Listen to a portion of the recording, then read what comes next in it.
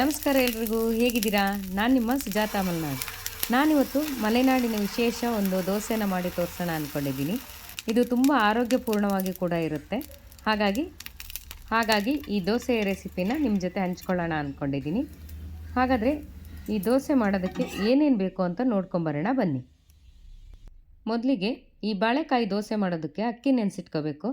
ನಾನು ಇದರಲ್ಲಿ 1.5 ಲೋಟದಷ್ಟು ಅಕ್ಕಿನ ಹಾಕ್ಕೊಳ್ತಾ ಇದ್ದೀನಿ. ನೀವು ಮನೇಲಿ ಬಳಸುವಂಥ ಯಾವ ಅಕ್ಕಿನ ಬೇಕಾದರೂ ಬಳಸ್ಬೋದು. ನಾವು ರಾಜಮುಡಿ ಅಕ್ಕಿನೇ ಜಾಸ್ತಿ ಬಳಸೋದ್ರಿಂದ ಅದನ್ನೇ ಹಾಕ್ಕೊಳ್ತಾ ಇದ್ದೀನಿ. 1.5 ಲೋಟ ಅಂದರೆ ಹೆಚ್ಚು ಕಮ್ಮಿ ಒಂದು 400 ಗ್ರಾಮ್ ಅಷ್ಟು ಅಕ್ಕಿನ ಹಾಕ್ಕೊಳ್ತಾ ಇದ್ದೀನಿ. ಜೊತೆಗೆ 2 ಚಮಚ ಮೆಂತ್ಯ ಕೂಡ ಸೇರಿಸ್ಕೊಂಡಿದ್ದೀನಿ. ಹಾಗೆಯೇ ಇದನ್ನು 1-2 ಸಲ ಚೆನ್ನಾಗಿ ತೊಳ್ಕೊಬೇಕು.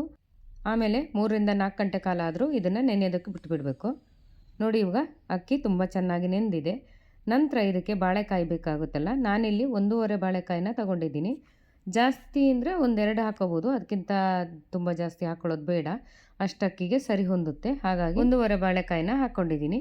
ಅಷ್ಟು ಹಾಕಿದರೆ ಸಾಕಾಗುತ್ತೆ. ಆನಂತರ ಸಿಪ್ಪೆ ತೆಗೆದು ಈ ರೀತಿಯಾಗಿ ಚೆನ್ನಾಗಿ ಒಂದು ಸಲ ತೊಳ್ಕೊಂಬಿಟ್ಟು ಎತ್ತಿಟ್ಕೋಬೇಕು. ಆಮೇಲೆ ರುಬ್ಬೋದಕ್ಕೆ ಮಿಕ್ಸಿ ಜಾರ್ಗೆ ನಾನು ಬಾಳೆಕಾಯಿನ ಹಾಕ್ಕೊಳ್ತಿದ್ದೀನಿ ಮೊದಲಿಗೆ. ಆನಂತರ ಸ್ವಲ್ಪ ಅಕ್ಕಿಯನ್ನು ಸೇರಿಸ್ಕೋಬೇಕು. ನಂತರ ರುಬ್ಬೋದಕ್ಕೆ ಒಂದು ಸ್ವಲ್ಪ ನೀರು ಹಾಕ್ಕೋಬೇಕು, ತುಂಬ ಹಾಕ್ಕೋಬೇಡಿ. ನೀರು ಹಾಕ್ಕೊಂಡು ನುಣ್ಣಗೆ ರುಬ್ಕೋಬೇಕಾಯ್ತಾ. ಈ ರೀತಿ ನಾವು ದೋಸೆಗೆ ರುಬ್ಕೊಳ್ತೀವಲ್ಲ, ಆ ರೀತಿ ರುಬ್ಕೊಂಡ್ರೆ ಆಯಿತು. ನಂತರ ಇದನ್ನು ನಾನು ಒಂದು ಪಾತ್ರೆಗೆ ಹಾಕ್ಕೊಳ್ತಾ ಇದ್ದೀನಿ. ಪಾತ್ರೆಗೆ ಹಾಕ್ಕೊಂಡ್ಮೇಲೆ ಇನ್ನು ಉಳಿದಂಥ ಅಕ್ಕಿ ಮತ್ತು ಬಾಳೆಕಾಯಿ ಇದೆಯಲ್ಲ, ಅದೇ ರೀತಿ ರುಬ್ಕೊಂಡು ನಾನು ಹಾಕ್ಕೊಳ್ತಾ ಇದ್ದೀನಿ. ಇದು ದೋಸೆ ಹಿಟ್ಟಿನ ಹದಕ್ಕೆ ರುಬ್ಕೊಂಡ್ರೆ ಆಯಿತು. ಆನಂತರ ಈ ರೀತಿಯಾಗಿ ಕೈಯಲ್ಲಿ ಒಂದು ಸಲ ಚೆನ್ನಾಗಿ ಮಿಶ್ರಣ ಮಾಡಬೇಕು. ಸೌಟಲ್ಲೆಲ್ಲ ಮಿಶ್ರಣ ಮಾಡೋಕ್ಕೆ ಹೋಗಬೇಡಿ, ಕೈಯಲ್ಲೇ ಮಿಶ್ರಣ ಮಾಡಿದರೆ ಒಳ್ಳೆಯದು. ಹಿಟ್ಟನ್ನೆಲ್ಲ ಕಲಸಿ ಆದ್ರ ಮೇಲೆ ಇದನ್ನು ರಾತ್ರಿ ಇಡೀ ಹಾಗೆ ಇಟ್ಬಿಡಬೇಕು. ನಾನೀಗ ಪ್ಲೇಟ್ ಮುಚ್ಚಿ ಹಾಗೆ ಇಟ್ಕೊಳ್ತಾ ಇದ್ದೀನಿ. ನೋಡಿ, ಮಾರನೇ ದಿನ ಎಷ್ಟು ಚೆನ್ನಾಗಿ ಹಿಟ್ಟು ಉಕ್ಕು ಬಂದಿದೆ ಅಂತ. ನೋಡಿ, ಈ ರೀತಿಯಾಗಿ ಹಿಟ್ಟು ಚೆನ್ನಾಗಿ ಉಕ್ಕಿ ಬಂದಿರುತ್ತೆ. ಆನಂತರದಲ್ಲಿ ಇದಕ್ಕೆ ರುಚಿಗೆ ತಕ್ಕಷ್ಟು ಉಪ್ಪನ್ನು ಕೂಡ ಸೇರಿಸ್ಕೋಬೇಕು. ನೀರೇನಾದರೂ ಕಡಿಮೆ ಆದರೆ ಸ್ವಲ್ಪ ನೀರನ್ನು ಸೇರಿಸ್ಕೊಂಡು ಹಿಟ್ಟನ್ನು ತಯಾರು ಮಾಡಿಕೊಂಡ್ರೆ ಆಯಿತು. ನಂತರ ದೋಸೆ ಹಾಕ್ಕೋಬೇಕಲ್ವ, ಮಾಮೂಲಿಯಾಗಿ ನಾವು ಕಾವಲಿ ಇಟ್ಕೊಬಿಟ್ಟು ಆನಂತರ ದೋಸೆ ಹಿಟ್ಟನ್ನು ಹಾಕಿಬಿಟ್ಟು ಇದು ಸೆಟ್ ದೋಸೆ ಥರ ಮಾಡಿದರೆ ತುಂಬಾ ಚೆನ್ನಾಗಿರುತ್ತೆ. ಆಮೇಲೆ ಅಲಂಕಾರಕ್ಕಾಗಿ ಅಥವಾ ರುಚಿಗೆ ಹೆಚ್ಚಾಗಲಿ ಅಂತ ಈ ರೀತಿಯಾಗಿ ಸ್ವಲ್ಪ ಈರುಳ್ಳಿನ ಕೂಡ ಸೇರಿಸ್ಕೋಬೋದು. ಆನಂತರ ಸ್ವಲ್ಪ ಎಣ್ಣೆನೂ ಕೂಡ ಹಾಕ್ಕೊಂಡು, ತುಪ್ಪ ಎಣ್ಣೆ ಏನಾದರೂ ಹಾಕ್ಕೋಬೋದು, ಅಡ್ಡಿ ಇಲ್ಲ. ಇದು ಕಾಯೋದಕ್ಕೆ ಸ್ವಲ್ಪ 1-2-3 ನಿಮಿಷ ಬೇಕಾಗುತ್ತೆ. ನಂತರ ನೋಡಿ, ಈಗ ಒಂದು ಬದಿ ಕಾದಿದೆಯಲ್ಲ, ಇನ್ನೊಂದು ಬದಿನೂ ಕಾಸ್ಕೊಳ್ತೀನಿ ನಾನು.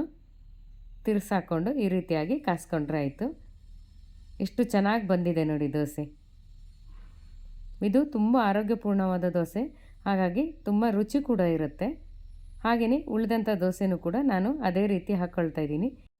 ಈ ದೋಸೆನ ತುಪ್ಪದ ಜೊತೆ ಹಾಗೇನೂ ಕೂಡ ತಿನ್ಬೋದು. ಆದರೆ ಸ್ವಲ್ಪ ಸಾಗು ಇದ್ದರೆ ಜೊತೆಗೆ ಸ್ವಲ್ಪ ದೋಸೆ ಮೇಲೆ ಬೆಣ್ಣೆ ಹಾಕ್ಕೊಂಡು ಅದ್ರ ಜೊತೆಗೆ ಸ್ವಲ್ಪ ಚಟ್ನಿ ಹಾಕ್ಕೊಂಡು ತಿಂದರೆ ಇನ್ನಷ್ಟು ಚೆನ್ನಾಗಿರುತ್ತೆ. ಇದು ಬೆಳಗಿನ ಉಪಹಾರಕ್ಕಂತೂ ತುಂಬಾ ಚೆನ್ನಾಗಿರುತ್ತೆ. ಮಕ್ಕಳಿಗೂ ಕೂಡ ಖಂಡಿತವಾಗ್ಲೂ ಈ ರೆಸಿಪಿ ಇಷ್ಟ ಆಗುತ್ತೆ. ಹಾಗೆಯೇ ರುಚಿನೂ ಕೂಡ ತುಂಬ ಚೆನ್ನಾಗಿರುತ್ತೆ. ಖಂಡಿತವಾಗ್ಲೂ ಈ ದೋಸೆನ ನಿಮ್ಮನೇಲೂ ಕೂಡ ಮಾಡ್ಕೊಳ್ಳಿ, ಖಂಡಿತ ನಿಮ್ಗೆ ಇಷ್ಟ ಆಗುತ್ತೆ ಅಂತ ಹೇಳ್ತಾ ಇಲ್ಲಿಗೆ ಈ ವಿಡಿಯೋನ ಮುಗಿಸ್ತಾ ಇದ್ದೀನಿ. ನಿಮಗೇನಾದರೂ ಈ ವಿಡಿಯೋ ಇಷ್ಟ ಆದರೆ ಒಂದು ಲೈಕ್ ಮಾಡಿ, ಶೇರ್ ಮಾಡಿ, ಸಬ್ಸ್ಕ್ರೈಬ್ ಮಾಡಿ ಅಂತ ಹೇಳ್ತಾ ಹೋಗಿ ಬರಲಾ. ನಮಸ್ಕಾರ, ಎಲ್ಲರಿಗೂ ಶುಭವಾಗಲಿ.